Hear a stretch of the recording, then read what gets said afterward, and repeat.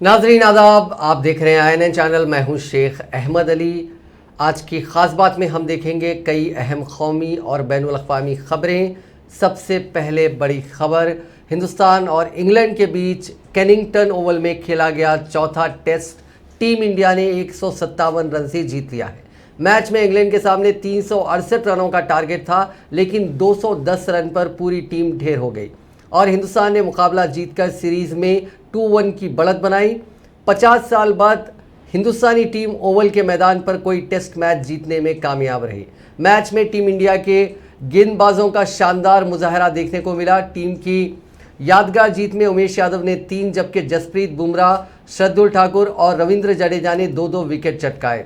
एक वक्त इंग्लैंड मजबूत पोजीशन में नजर आ रहा था। ऐसा लग भी रहा था कि शायद टीम मैच ड्रॉ कराने में कामयाब रहेगी, लेकिन ऐसा देखने को नहीं मिला।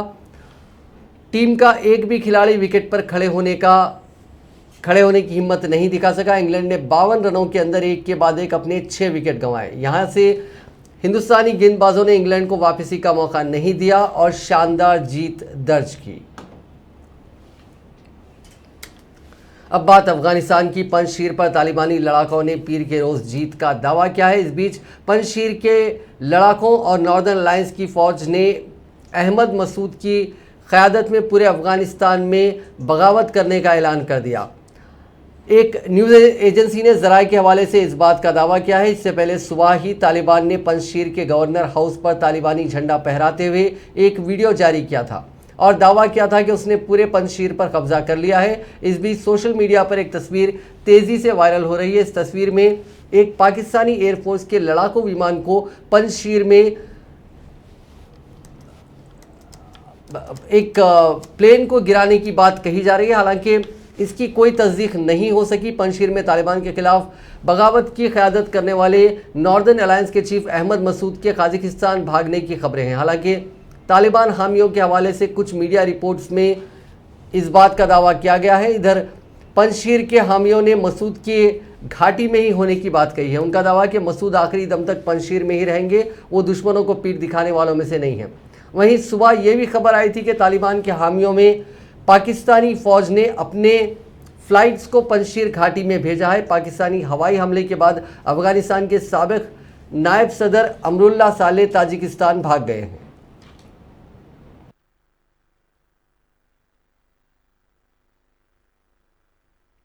دا د ولایت پنځشیر ولایت مقام د الحمدلله چې دلته مجاهدین غټ تعداد سره مجاهدین د تاسو ویني د هلمند ولایت هغه زرکسیزه قطعې مشران او ملګري دلته فی الحال موږ سره موجود دي. نو د ولایت مقام فی الحال د مجاهدینو په لاس کې ده. تاسو ویني د ولایت مقام دغه افغانستان اسلامي امارت مجاهدینو د پنځشیر ولایت په مقام باندې الحمدلله سپین کلمدار بیرغ ورپاو. ماشاءالله الحمدلله ماشاءالله الحمدلله. اسلامي امارت مجاهدین تاسو خبرې دا د پنځشیر ولایت مقام ته مجاهدین رسېدلي دي. اسلام محمدیه الله اکبر الله اکبر. افغانستان اسلامي امارت د اتلو غیرتمنو مشرانو ته مبارکي وایو چې د دښمنانو هغه آخري ځاله چې پنځشیر یادېږي او هغه ځاله چې ټول قوتونه د افغانستان دلته راجمع شوي. पंजशीर पर कब्जा करने के बाद तालिबान के तर्जुमान ज़बीउल्लाह मुजाहिद ने प्रेस कॉन्फ्रेंस की। उन्होंने लोगों को भरोसा दिलाया कि तालिबान मुल्क के हर इलाके में तैनात हैं और अब कोई हवाई फायरिंग नहीं करेगा। उन्होंने रेजिस्टेंस फोर्सेस के साथ बातचीत के बारे में भी बताया। ज़बीउल्लाह ने कहा कि हम बातचीत के ज़रिए पंजशीर मसला सुलझाना चाहते थे, लेकिन जब हमारे रिप्रेजेंटेटिव्स ने रेजिस्टेंस फोर्सेस से बातचीत की तो उनकी तरफ से नेगेटिव जवाब मिला। पंजशीर को कंट्रोल करने वाले यही लोग अभी लापता हैं। उन्होंने कहा कि हम काबुल के लोगों को ख़ास तौर पर बताना चाहते हैं कि हमारी फोर्सेस काबुल के चप्पे चप्पे में है और मुल्क के हर इलाके में तैनात है। जो वर्दी में नहीं है उनको तैनाती का हक़ नहीं है। हम लोगों को भरोसा दिलाते हैं कि अब कोई हवाई फायरिंग नहीं करेगा, लोगों को डरने की ज़रूरत नहीं है। ज़बीउल्लाह ने यह भी कहा कि हम देख रहे हैं कि काबुल एयरपोर्ट को इंटरनेशनल फ़्लाइट्स के लिए कब चालू किया जा सकता है, राडार सिस्टम का मसला है, लेकिन इत्मीनान रखें, इंटरनेशनल फ़्लाइट्स जल्द चालू होंगी। एयरपोर्ट पर कब्जा करने वाली फ़ोर्स ने राडार सिस्टम को बुरी तरह बर्बाद कर दिया, इसीलिए वक्त लग रहा है। हुकूमत की तश्कील के बारे में ज़बीउल्लाह ने बताया कि जब हम हुकूमत की तश्कील का ऐलान करेंगे तभी हम आपको बताएंगे कि इसका ढांचा क्या होगा। इतना तय है कि ये ऑल इंक्लूसिव सरकार होगी।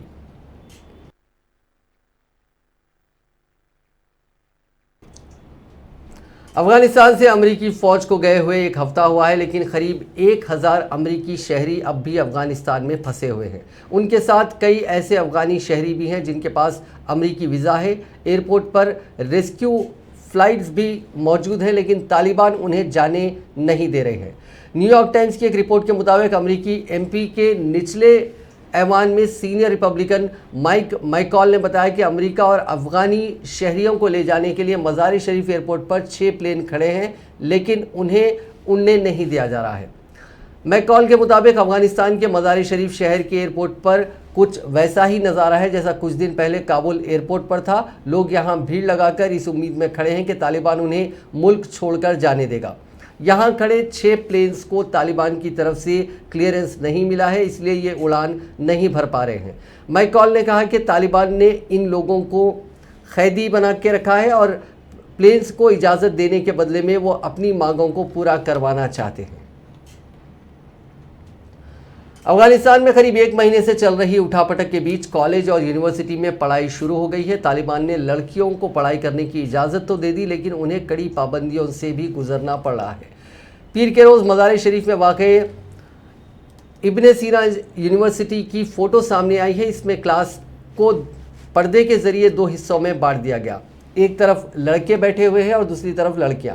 अफगानिस्तान में तालिबानी राज से पहले कम ही ख़वातीन सड़कों पर बुर्का और नकाब पहने नज़र आती थी। अब तालिबान के कब्ज़े के बाद करीब सभी ख़वातीन इसे पहनने लगी हैं। तालिबान ने ख़वातीन से ऐसे नकाब पहनने के लिए कहा है जिसमें चेहरे का ज़्यादातर हिस्सा कवर हो जाए।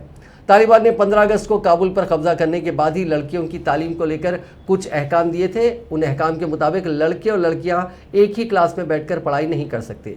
हुक्म में कहा गया था कि कॉलेज यूनिवर्सिटी को लड़के और लड़कियों के लिए अलग अलग क्लास रखनी होगी। लड़कियों को सिर्फ वुमेन टीचर्स ही पढ़ा सकेंगे, इसलिए वुमेन टीचर्स की भर्ती करनी होगी। ऐसा ना होने की हालत में बुज़ुर्ग जो मर्द हैं वो लड़कियों को पढ़ा सकते हैं, लेकिन इससे पहले उसका रिकॉर्ड अच्छे से चेक करना पड़ेगा। लड़कियों की क्लास लड़कों से 5 मिनट पहले ही ख़त्म हो जाएगी ताकि इस बात को पुख्ता किया जा सके कि लड़कों के क्लास से बाहर निकलने से पहले सभी लड़कियां कॉलेज से जा चुकी हों। कॉलेज में लड़के और लड़कियों को आपस में बात करने की मनाही होगी।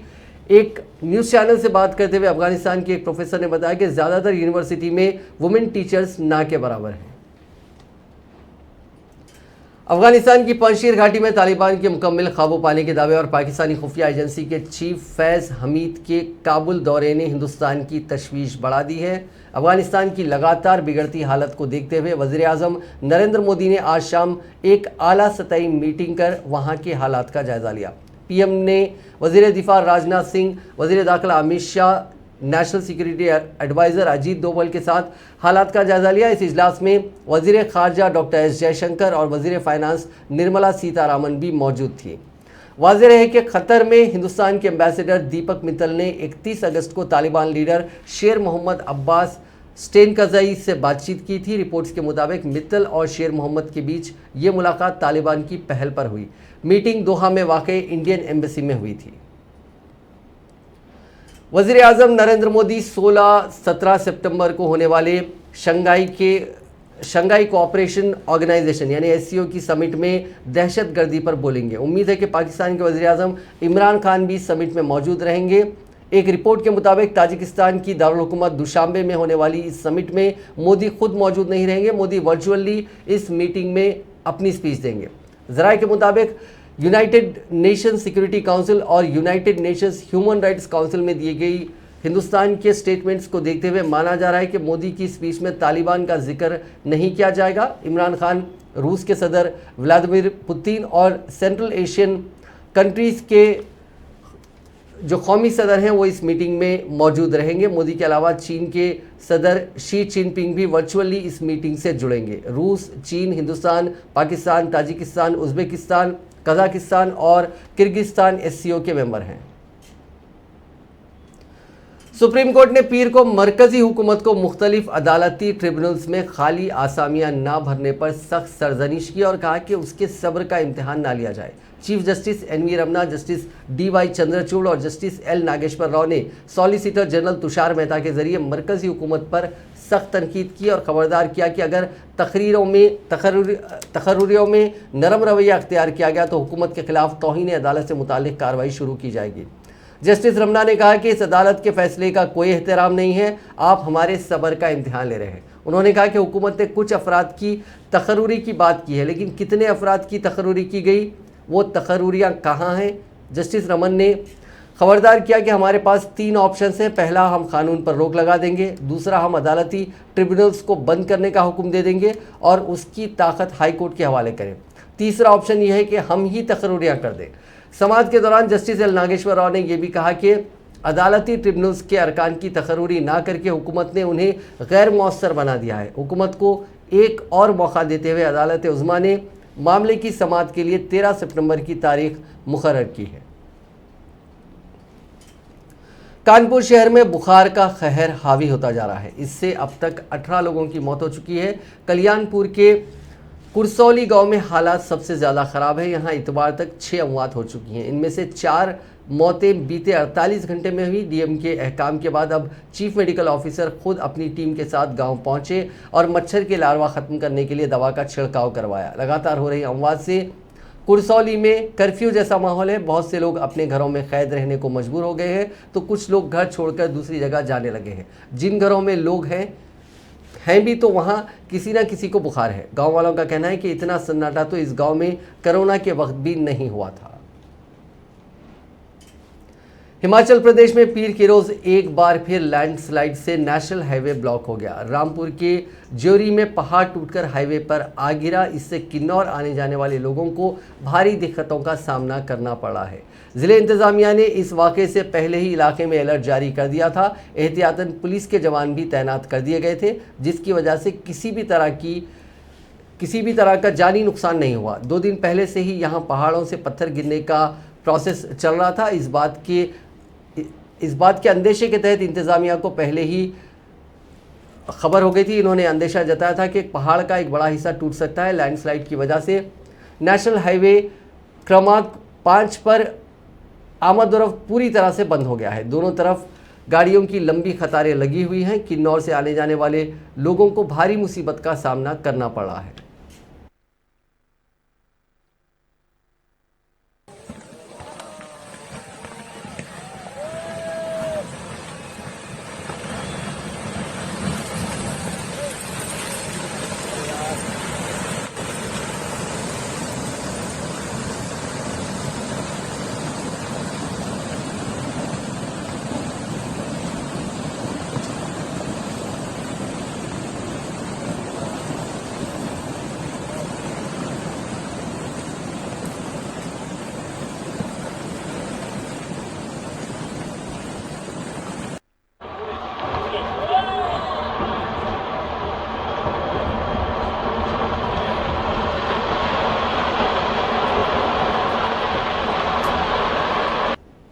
इस साल अक्टूबर-नवंबर में यूएई में T20 वर्ल्ड कप होना है। टूर्नामेंट के लिए सभी मुल्कों को टीमों का ऐलान 9 सितंबर तक करना है। हिंदुस्तानी टीम का भी कल ऐलान हो सकता है।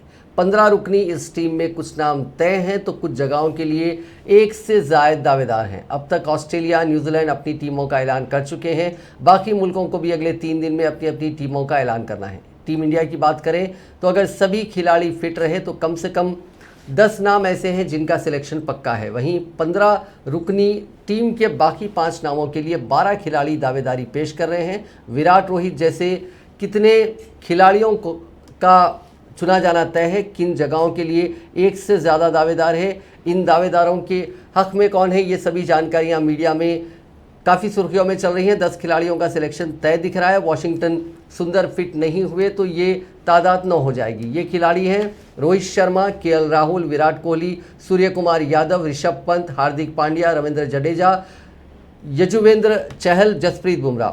बाकी 5 जगहों के लिए 12 खिलाड़ियों के बीच मुकाबला है। 5 या 6 बल्लेबाज, 3 से 4 ऑलराउंडर और 6 गेंदबाज टीम में चुने जा सकते हैं। अगर टीम 4 ऑलराउंडर और 6 गेंदबाज चुनती है तो शिखर धवन, पृथ्वी शॉ, श्रेयस अय्यर और ईशान किशन का सिलेक्शन होना बहुत मुश्किल है। कांग्रेस के साबिक सदर राहुल गांधी ने ज़रई एक्ट को मनसूख करने का मुतालबा करने वाले मुश्तइल किसानों की हिमायत करते हुए कहा कि किसान मुल्क के अन्नदाता और हिंदुस्तान के भाग्य विधाता हैं, लिहाजा हुकूमत को उनके मुतालबों को कबूल करना चाहिए। राहुल गांधी ने ट्वीट किया कि डटा है, निडर है, इधर है भारत भाग्य विधाता। उसी के साथ उन्होंने किसानों की तहरीक की एक तस्वीर भी पोस्ट की जिसमें हज़ारों किसान अपने मुतालबात के हक़ में मुजाहरा कर रहे हैं। कांग्रेस सदर ने कहा कि मुल्क का किसान अपने मुतालबे पर साबित कदम है और वो एहतजाज करते हुए किसी से नहीं डरता। उन्होंने कहा कि किसान मुल्क को अनाज देने वाला और भाग्य विधाता है। इस ट्वीट के ज़रिए उन्होंने मुश्तइल किसानों की महापंचायत की हिमायत की। राहुल गांधी के इसी ट्वीट को लेकर बीजेपी ने उन पर शदीद तनकीद की। बीजेपी के तर्जुमान संबित पात्रा ने कहा है कि जो तस्वीर राहुल गांधी ने शेयर की है वो बहुत पुरानी तस्वीर है। उन्होंने लिखा कि राहुल गांधी को किसान महापंचायत के लिए पुरानी तस्वीर का इस्तेमाल करना पड़ रहा है। ये बताता है कि किसान तहरीक के नाम पर फैलाया गया प्रोपेगेंडा काम नहीं कर सका। बीजेपी तर्जुमान संबित पात्रा ने प्रेस कॉन्फ्रेंस करके इस मामले को लेकर राहुल गांधी पर निशाना साधा। पात्रा ने कहा कि राहुल ज़मीन पर उतरकर सियासत नहीं करते हैं, लेकिन ट्विटर पर एक्टिव तरीके से भ्रम की राजनीति करते हैं। उन्होंने ट्वीट करके किसान तहरीक के एक पुराने फ़ोटो को आज का फ़ोटो दिखाने की कोशिश की है।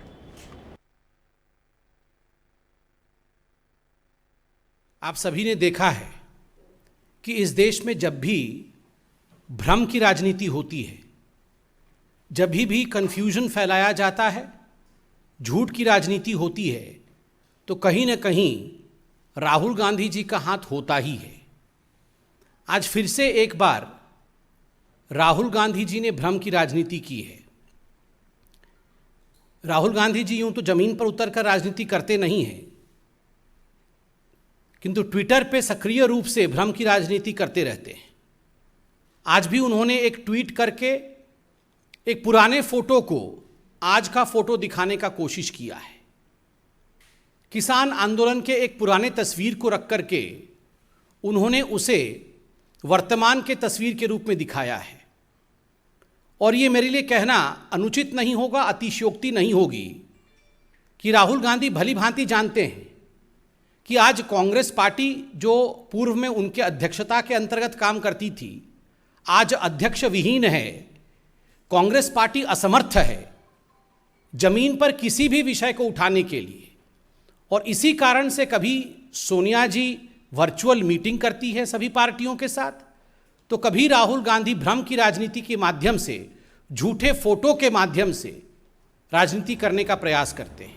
आप सब उत्तर प्रदेश के मुजफ्फरनगर ज़िले में इतवार के रोज़ किसानों की हुई महापंचायत को बहुजन समाज पार्टी सुप्रीमो मायावती का साथ मिल गया है। मायावती ने पीर के रोज़ सुबह ट्वीट करके समाजवादी पार्टी के इंतज़ामिया में मुजफ्फरनगर दंगों की याद दिलाई। लिखा कि यूपी के मुजफ्फरनगर ज़िले में कल हुई किसानों की ज़बरदस्त महापंचायत में हिंदू मुस्लिम इत्तेहाद के लिए भी कोशिश की गई, जो काफ़ी काबिले तारीफ़ है। इससे तय है कि 2013 में समाजवादी पार्टी हुकूमत में हुए दंगों के गहरे ज़ख्मों को भरने में थोड़ी मदद मिलेगी, लेकिन ये बहुतों को तकलीफ़ भी देगा। मायावती ने आगे लिखा कि किसान मुल्क की शान है, लेकिन हिंदू मुस्लिम भाईचारे के लिए डायस से कोशिश करना और बीजेपी की नफ़रत की बोई हुई उनकी सियासत की ज़मीन इससे इस मीटिंग के बाद खिसकती हुई नज़र आने लगी है। मुजफ्फरनगर ने कांग्रेस व समाजवादी पार्टी के दंगे से भरे इंतज़ामिया की भी याद लोगों के मन में ताज़ा कर दी है। झारखंड असेंबली में नमाज के लिए अलग कमरा अलॉट करने पर सियासत तेज हो गई है। मानसून सेशन के दूसरे दिन की कार्रवाई शुरू होने से पहले असेंबली के बाहर बीजेपी एमएलएस ने झाल मंजीरे बजाकर भजन गाया। उधर कांग्रेस के साबिक रियासती सदर और वजीर फाइनेंस रामेश्वर उरांव ने हनुमान चालीसा का पाठ किया। वहीं ऐवान की कार्रवाई शुरू होते ही बीजेपी एमएलएस ने जय श्री राम हर हर महादेव के नारे लगाए। बीजेपी एमएलएस ने कहा कि नमाज के लिए अलग कमरा अलॉट करने का हुक्म असेंबली स्पीकर को वापस लेना होगा, तभी असेंबली चल सकेगी। वहीं कांग्रेस का कहना है कि अकीदत पर सियासत नहीं करनी चाहिए। वक्त से नमाज अदा करने के लिए कमरा अलॉट किया गया है। इस मुद्दे को बीजेपी बेवजह तूल दे रही है। 2 सितंबर को असेंबली स्पीकर रविंद्रनाथ महतो के हुक्म पर नमाज के लिए कमरा नंबर TW 348 अलॉट किया गया था। ऐवान के बाहर बीजेपी एमएलएस के मुजाहरे को सीएम हेमंत सोरेन ने अफसोसनाक बताया। उन्होंने कहा कि जब कोई पार्टी के पास कोई मुद्दा नहीं रहता तो वो इसी तरीके से लोगों का ध्यान अपनी तरफ अट्रैक्ट करने के लिए अलग अलग तरीके से मुजाहरे करती है।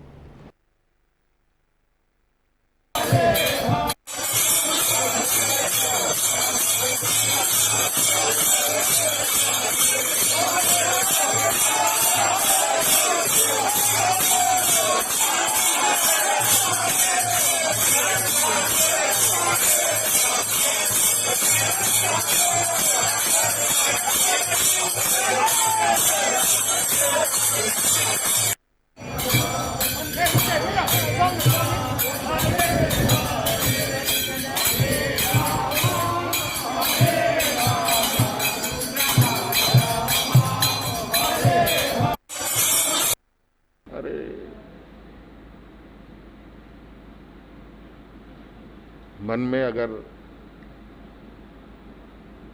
आस्था हो, भगवान हो, तो सब जगह है। लेकिन मन में अगर राक्षस हो तो सब जगह दुश्मनी दुश्मन है।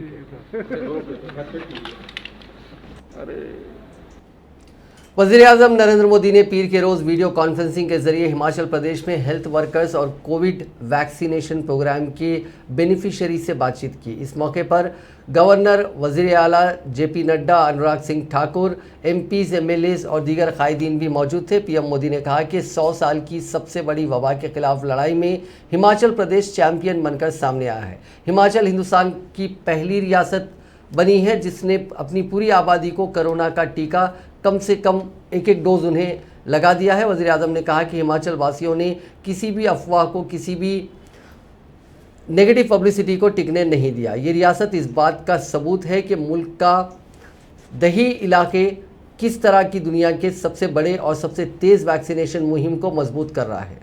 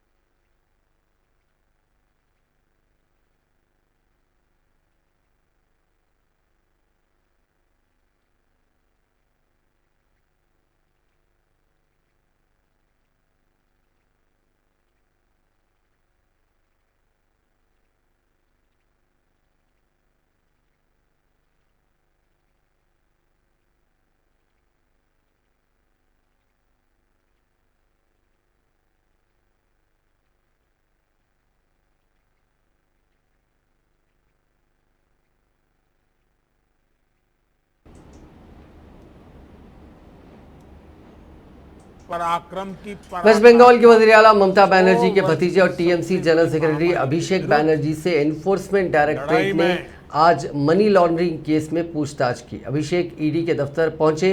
इस दौरान उन्होंने कहा कि मैं यहां इसलिए आया हूं क्योंकि एजेंसी ने मुझे तलब किया था। मैं जांच एजेंसी के साथ कोऑपरेट करूंगा। इससे पहले उन्होंने मरकजी जांच एजेंसी और बीजेपी पर निशाना साधा था। टीएमसी एमपी ने कहा था कि अगर जांच एजेंसियों के पास किसी भी मामले में मेरे खिलाफ सबूत हैं तो उसे पब्लिक डोमेन में लाएं। टीएमसी आपके यानी बीजेपी के सामने कभी नहीं झुकेगी, आप जो कर सकते हैं करें। उन्होंने कहा कि अगर कोई सबूत साबित कर सकता है कि उन्होंने किसी से 10 पैसे भी लिए हैं तो वो खुद को फांसी लगा लेंगे। আমি নভেম্বর মাসে যা বলেছিলাম প্রায় 7 মাস অতিক্রান্ত হয়েছে। আমি আজও আমার অবস্থানে অনড়। আমি প্রকাশ্যে জনসভা থেকে বলেছিলাম যে আমার বিরুদ্ধে যদি কোনো প্রমাণ কোনো কেন্দ্রীয় সংস্থা জনসমক্ষে আনতে পারে তাহলে আমার বিরুদ্ধে ইডি সিবিআই লাগানোর দরকার নেই। বা এই যে এত বড় স্ক্যামের কথা বলছে, কেউ বলছে 100 কোটি, কেউ বলছে 200 কোটি, কেউ বলছে 500 कोटी, কেউ বলছে।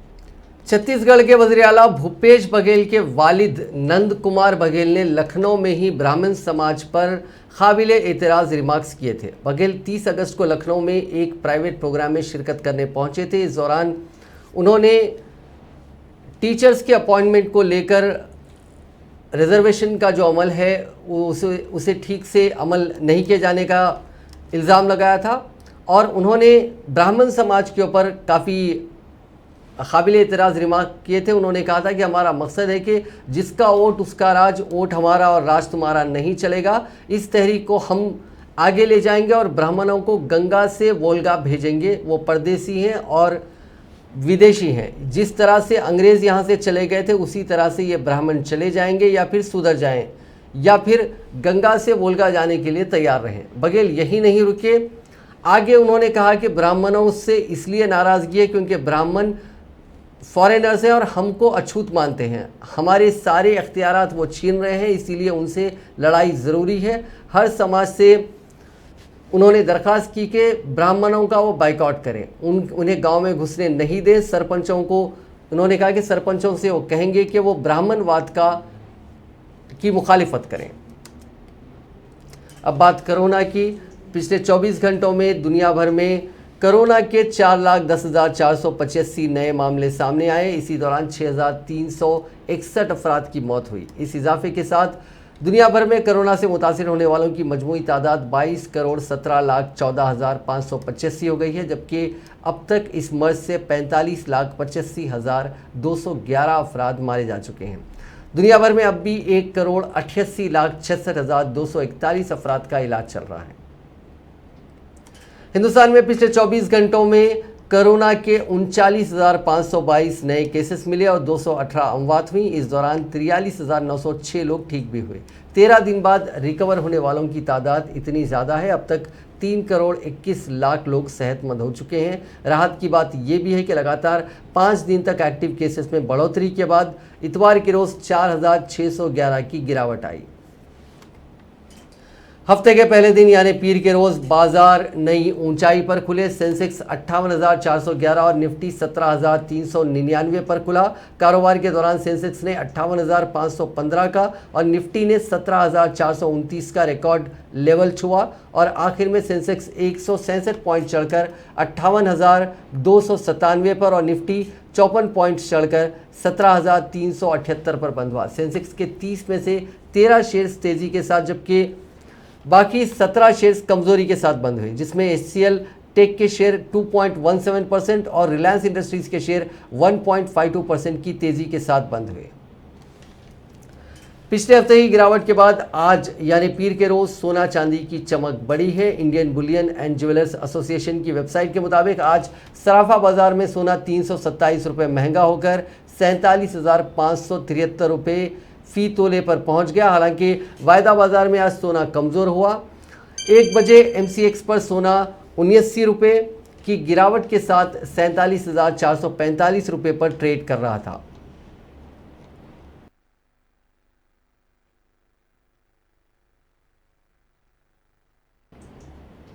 रिलायंस इंडस्ट्रीज के चेयरमैन मुकेश अंबानी 100 अरब डॉलर के क्लब में शामिल होने के करीब पहुंच गए हैं। उनकी प्राइवेट एसेट्स इस वक्त 92.6 बिलियन डॉलर्स हैं। उनकी जायदाद में इजाफे की वजह रिलायंस इंडस्ट्रीज़ के शेयर्स में तेज़ी है। पिछले एक हफ्ते में रिलायंस इंडस्ट्रीज़ के शेयर 19% बढ़ गए हैं। ये 2,065 रुपये से बढ़कर 2,422 रुपये पर पहुंच गए हैं। पीर के रोज़ ही इसने एक साल का हाई भी टच किया। पिछले साल सितंबर में ये शेयर 2368 रुपये पर था, जो पीर के रोज़ 2479 रुपये तक चला गया। नाजरीन, आज की खास बात में बस इतना ही। आपसे कल मुलाकात होगी नई खबरों के साथ, नए एनालिसिस के साथ। फिलहाल दीजिए इजाज़त। खुदा हाफिज़।